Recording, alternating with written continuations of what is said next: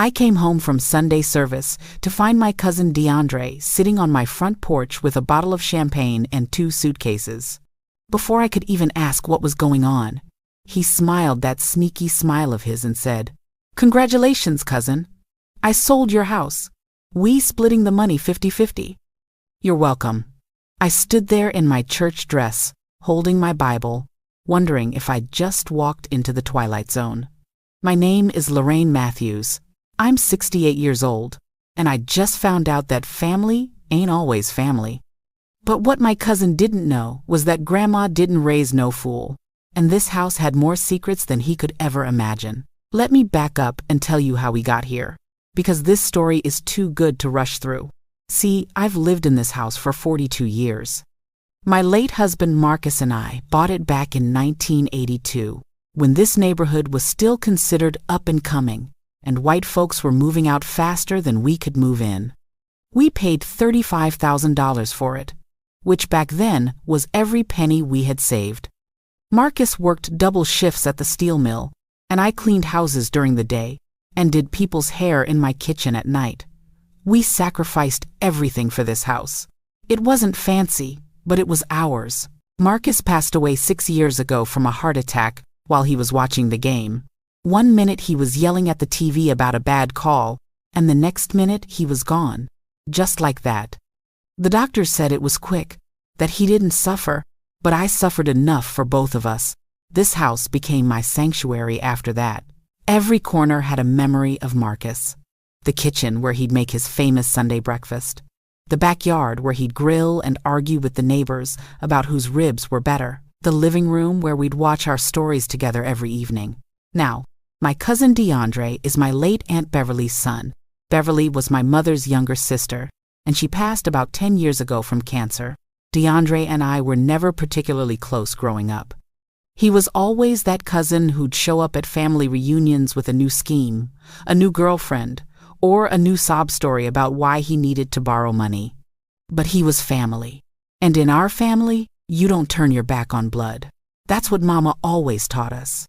Looking back now, I wish Mama had also taught us that some blood ain't worth keeping. 3 months ago, DeAndre called me out of the blue.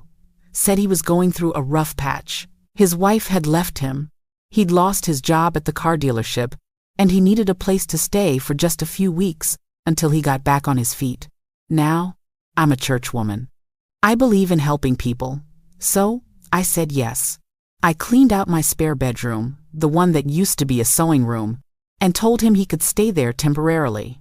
Emphasis on temporarily. Those first few weeks, DeAndre was on his best behavior. He'd help around the house, take out the trash, even cook dinner sometimes. His cooking wasn't as good as Marcus's, but it was edible. He'd sit with me in the evenings and watch Wheel of Fortune, and we'd laugh and talk about old times. I started thinking maybe I'd been too hard on him all these years. Maybe he really had changed. Maybe this was his rock bottom, and he was finally ready to do right. But then I noticed small things. He'd be on his phone all the time, whispering in corners. He started getting dressed up and leaving for hours, saying he had job interviews, but he never came back with any job offers. Mail started coming to my house in his name, official-looking envelopes from lawyers and title companies. When I asked him about it, he'd say it was just paperwork from his divorce, nothing to worry about. I believed him because, again, I'm a trusting person. That's my first mistake right there. Then came that Sunday. It was the 3rd Sunday in May, which at our church means it's Communion Sunday. I never miss Communion Sunday.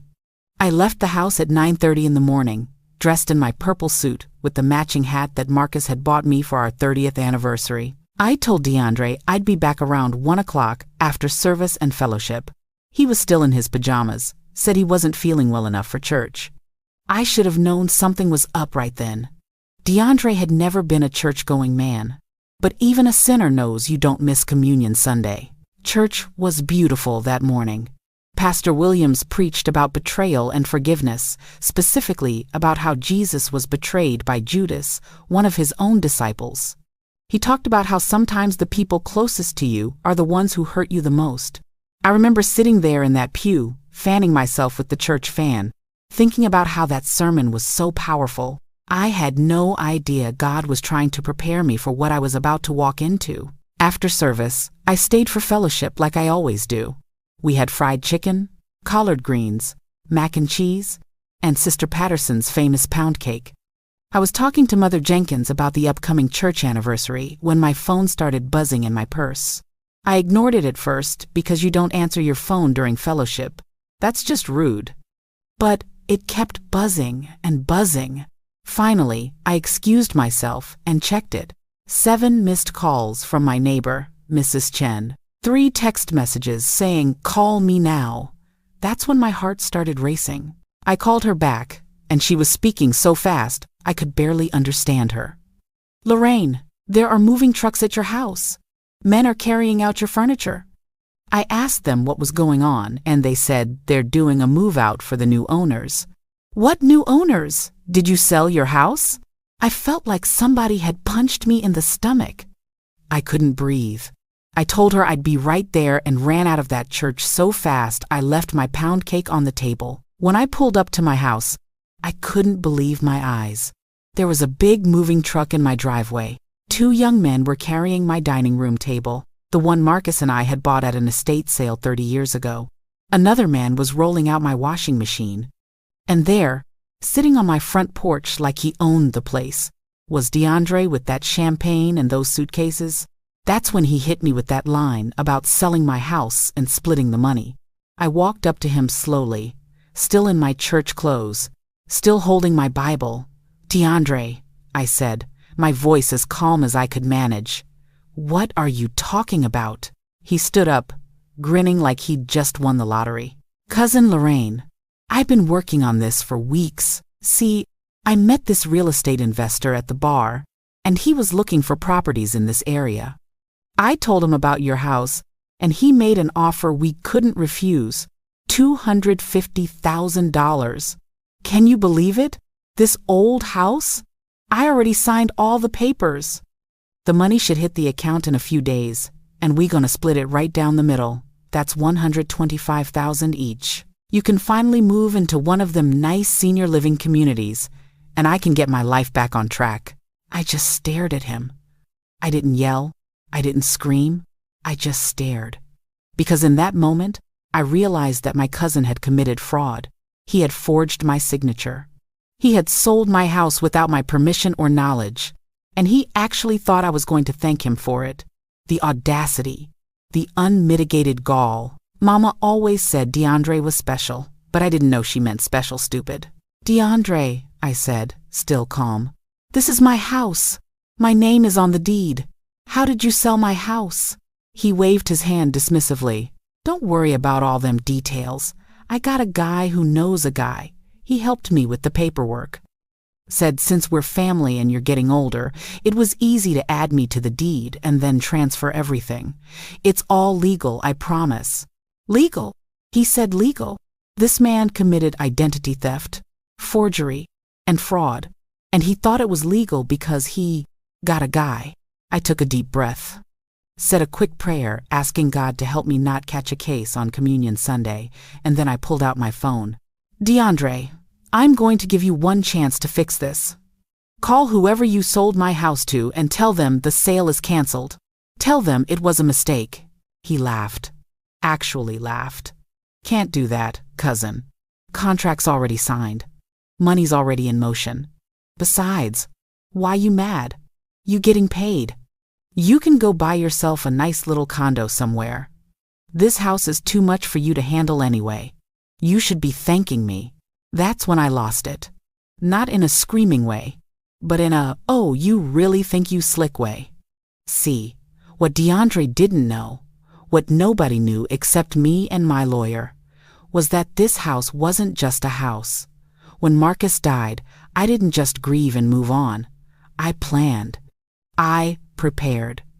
I made sure that if anything ever happened to me, or if anyone ever tried to take what was mine, I'd be protected. "You know what, DeAndre?" I said, putting my phone back in my purse. "You go ahead and finish your move out. I'm going to sit right here on this porch and watch." He looked confused but relieved. Probably thought I was finally accepting the situation. The moving men kept loading the truck, and DeAndre kept talking about all the things he was going to do with his half of the money. Buy a new car, get a new wardrobe, take a trip to Vegas. Meanwhile, I just sat there in my purple church suit, waiting. About 30 minutes later, a black sedan pulled up. Out stepped a short white man in an expensive suit, looking like he just came from a golf course. This was clearly the investor who bought my house. He walked up with his hand extended. "You must be Mrs. Matthews. I'm Bradley Henderson. I'm so excited about this property. Your cousin here told me you were eager to downsize." I stood up and shook his hand, smiling sweetly. "Mr. Henderson, I'm afraid there's been a terrible misunderstanding. You see, I never authorized the sale of this house. My cousin here has committed fraud." Bradley's smile disappeared. "What?" "No. I have all the paperwork. The deed transfer, the signatures, everything." "I'm sure you do," I said. "And I'm sure my cousin's guy who knows a guy made those documents look very official. But here's the thing, Mr. Henderson. This house isn't actually in my name anymore." Both DeAndre and Bradley looked confused. "What you talking about?" DeAndre asked. "Your name is on the deed. I saw it." "You saw an old deed, baby," I said, finally letting my smile show.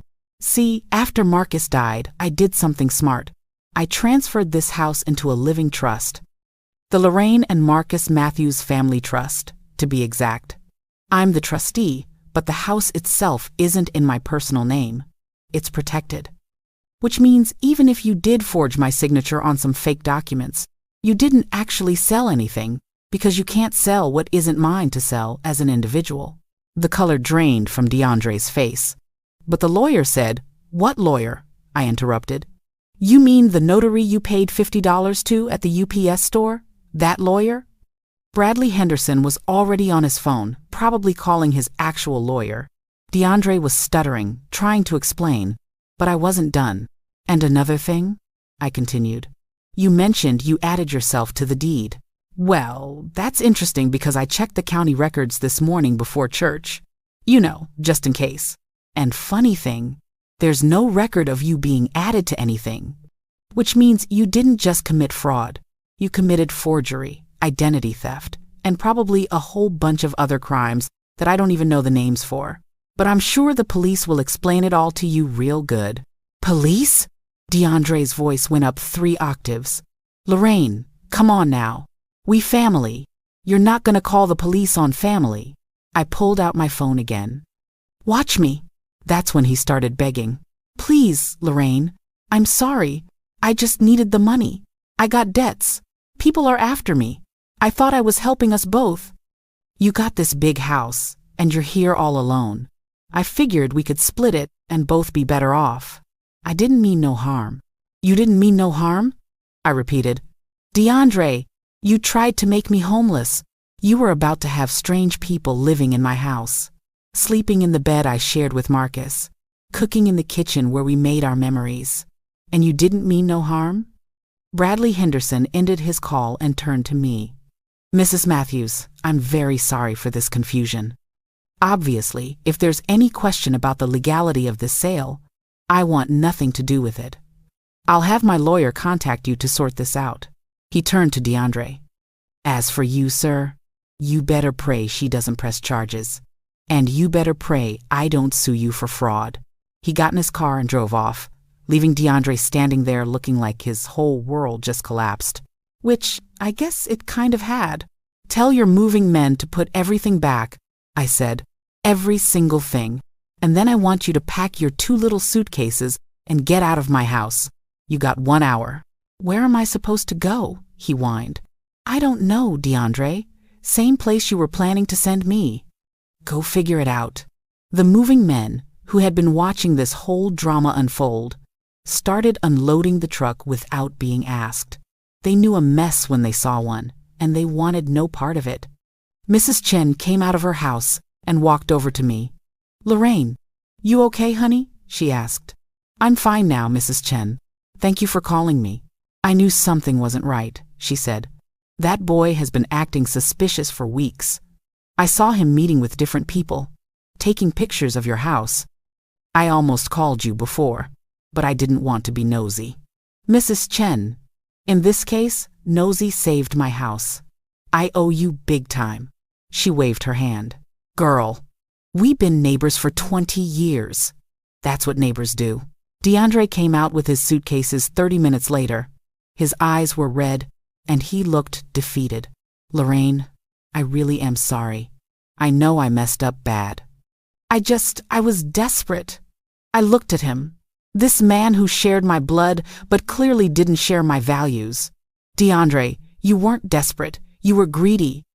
Desperate is when you ask for help. Greedy is when you try to take what isn't yours.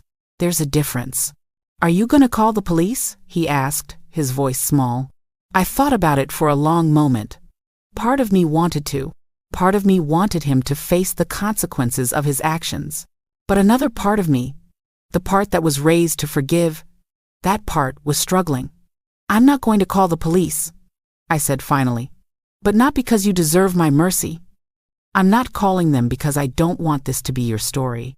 I don't want you to be the cousin who went to jail for trying to steal from family. But you need to leave. And you need to never contact me again. We're done. He nodded, picked up his suitcases, and walked down the street. I watched him until he turned the corner and disappeared. Mrs. Chen put her arm around me. You did the right thing. I hope so, I said. I really hope so. That evening, after everything was put back and the house was quiet again, I sat in Marcus's chair in the living room. I poured myself a glass of wine, something I rarely do, and I just sat there thinking about everything that had happened. My phone rang. It was my daughter Tamika calling from Atlanta. Hey Mama, how was church? Girl, I said, you are not going to believe the day I had. I told her everything, every single detail. By the time I finished, she was silent for a long moment. Mama, I'm getting in my car right now. I'm coming home. Baby, you don't have to do that. Everything's fine now. No, Mama. I should have been there. I should have known something was up with DeAndre. I'm coming home, and we're going to make sure your house is protected better than Fort Knox. Tamika arrived the next morning with her husband Jerome and their 2 kids. She had taken the whole week off work. The first thing she did was hug me for about 5 minutes straight. Mama, I'm so sorry this happened to you. It's not your fault, baby. I know, but still. Family is supposed to protect you, not prey on you. Over the next few days, Tamika and Jerome helped me do a complete security overhaul. We installed cameras around the house. We got new locks. We met with my lawyer to make sure the trust was ironclad and that there was no way anyone could try something like this again. We even ran a credit check to make sure DeAndre hadn't tried to open any accounts in my name. Thankfully, he hadn't gotten that far. On Wednesday, while we were having lunch, there was a knock at the door. Jerome answered it and came back with a FedEx envelope. It was from Bradley Henderson's law firm. Inside was a certified letter apologizing for the confusion and a check for $5,000 for the inconvenience and distress caused. Mama, you don't have to accept this, Tamika said. His due diligence should have caught that the sale was fraudulent. He's right, though, I said. And honestly, $5,000 is going to cover the lawyer fees and the new security system with some left over. I deposited the check. The following Sunday, I was back in church. Pastor Williams saw me during fellowship and came over. Sister Lorraine, we missed you at Bible study this week. Everything okay? I smiled. Everything's fine now, Pastor. Just had a little family situation. Well, you know what the Bible says about family. You can choose your friends, but the Lord chooses your family to teach you lessons. Pastor, I said, laughing, if last week was a lesson, I must have graduated with honors. Over the next few weeks, word got around the neighborhood about what had happened. You know how it is in black neighborhoods. Everybody knows everybody's business. But instead of judgment, I got support. People would stop by with food, with hugs, with stories about their own family drama. Mr. Johnson from 3 houses down told me about his brother who tried to steal his identity to buy a car. Mrs.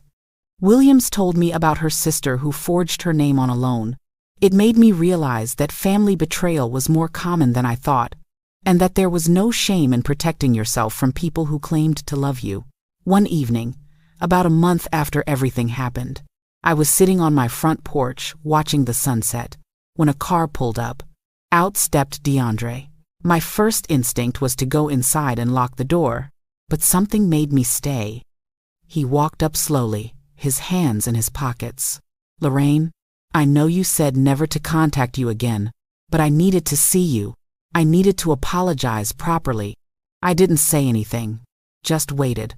"I've been doing a lot of thinking," he continued, "about what I did, about why I did it. And I realized that I was looking at you and seeing an opportunity instead of seeing family. I was looking at your house and seeing dollar signs instead of seeing your home. And that's messed up. That's really messed up." "Yes, it is," I said. "I'm in therapy now," he said. "Court-ordered because I had some other legal troubles. But it's helping me see that I got issues, Lorraine, deep issues. And I've been taking advantage of people my whole life, especially family, because I knew y'all wouldn't turn your back on me." "That's real of you to admit," I said. "But that doesn't fix what you did." "I know. And I'm not asking you to forgive me or take me back or nothing like that. I just needed you to know that I understand now. I understand what I took from you, or tried to take, and I'm sorry. I'm really, really sorry." We sat in silence for a moment. "DeAndre, I appreciate you coming here and saying that. I really do. But I meant what I said. We're done. You crossed a line that can't be uncrossed. You tried to take my home, the one place in this world where I feel closest to Marcus. That's not something I can just get over." He nodded. "I understand. I wanted you to know that your cousin, the real DeAndre, the one before all the schemes and the selfishness, he's sorry. That's all." He walked back to his car and drove away. I never saw him again. Life went back to normal after that. Well, a new normal. I was more cautious now, more aware. I didn't just trust people because they were family. I learned that trust had to be earned and maintained, not just assumed. Tamika started calling me every single day, sometimes twice a day, just to check in. She'd ask about the house, about the neighborhood, about whether I needed anything. At first, I thought it was too much, but then I realized she was dealing with her own guilt about not being there when this happened. So I let her fuss over me. It made her feel better, and honestly, it made me feel loved. The house itself felt different too. Not in a bad way, but in a more secure way. With the new locks and cameras, I felt safer. I knew that no one could just walk in and try to take what was mine.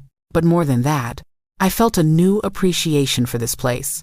Every room, every corner, every squeaky floorboard reminded me not just of Marcus, but of the life we built together, the sacrifices we made, the dreams we had. This wasn't just a house worth $250,000. This was a home worth a lifetime of memories. I started doing something new too. Every Sunday after church, I'd come home and walk through the house, touching the walls, looking at the pictures, talking to Marcus like he was still here. I'd tell him about my day, about the sermon, about what was happening in the neighborhood. And in those moments, I felt him. I felt his presence, his protection, his love. That's when I understood something important. DeAndre didn't just try to sell my house. He tried to sell my connection to Marcus, my memories, my history, my identity, and that's why it hurt so much. 6 months later, I got a letter in the mail. It was from DeAndre. Inside was a money order for $500 and a note. "Lorraine, I know this doesn't come close to making up for what I tried to do, but it's a start. I got a real job now, working construction. It's hard work, but it's honest work. I'm paying back everyone I've wronged, little by little. I'm starting with you. I'll send more when I can. You don't have to respond. I just wanted you to know I'm trying to be better. Your cousin, DeAndre." I stared at that money order for a long time. Part of me wanted to tear it up and throw it away, but another part of me, the part that still believed in redemption, That part wanted to believe he was really changing. I deposited the money and sent it straight to the church building fund. I figured if DeAndre was trying to do right, the least I could do was make sure his money did some good in the world. Mother Jenkins asked me about it at Bible study. "Lorraine, honey, I heard you got some money from that cousin of yours. You thinking about forgiving him?" I thought about it carefully before answering. "Mother Jenkins, I'm working on it. Forgiveness is a process, not an event. Right now, I'm at the stage where I don't wish him harm, and I hope he gets his life together. Maybe one day I'll get to the stage where I can sit down and have a conversation with him, but that day ain't today." She nodded wisely. "That's fair. The Lord knows your heart, and He knows healing takes time. As I'm sitting here now, a year later, telling you this story, I can honestly say I'm at peace. My house is still mine. My memories are still intact. My relationship with my daughter is stronger than ever, and I learned a valuable lesson about trust, family, and protection. You know what the funny thing is? DeAndre actually did me a favor, though not in the way he intended. Before this happened, I was just living in this house, existing in it. But after almost losing it, I appreciate it in a whole new way. I appreciate the life Marcus and I built. I appreciate the security of ownership. I appreciate the value of having something that's truly yours that no one can take away. I also learned something about myself. I learned that I'm stronger than I thought. When I walked up to my house that Sunday and saw those moving trucks, I could have fallen apart. I could have had a breakdown right there on the lawn, but I didn't. I stood firm. I knew my rights. I protected what was mine. And that strength, that resilience, that came from 42 years of building a life, of surviving loss, of overcoming challenges. DeAndre thought he was taking advantage of a lonely old widow. What he didn't know was that this lonely old widow had more fight in her than he ever imagined. These days, I'm doing good. Real good. I started a support group at church for seniors who've been victims of financial exploitation by family members. You'd be surprised how many people show up. Every second Tuesday, we meet in the fellowship hall, drink coffee, eat cookies, and share our stories. It's therapeutic. It's healing. And it's a reminder that none of us are alone in this. Mrs. Chen still watches my house like a hawk. She calls herself my unofficial security guard. Last week, a Jehovah's Witness came to my door, and before he could even knock, Mrs. Chen was on her porch yelling, "She's not interested. Keep moving." I had to apologize to the poor man and explain that my neighbor was just being protective.